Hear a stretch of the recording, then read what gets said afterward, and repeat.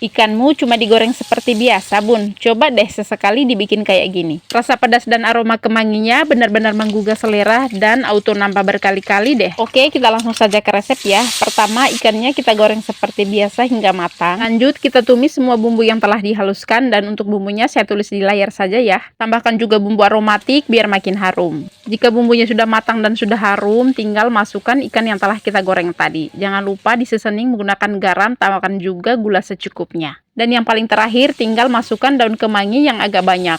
Semakin banyak kemanginya, semakin harum dan semakin nikmat rasanya. Dan sebagai pencinta kemangi pasti tahu ya rasanya. Dan untuk tingkat kepedasannya bisa disesuaikan ya dengan selera masing-masing. Terakhir tinggal disajikan dengan nasi hangat, sudah paling nikmat sih. Oke, selamat mencoba di rumah dan semoga berhasil.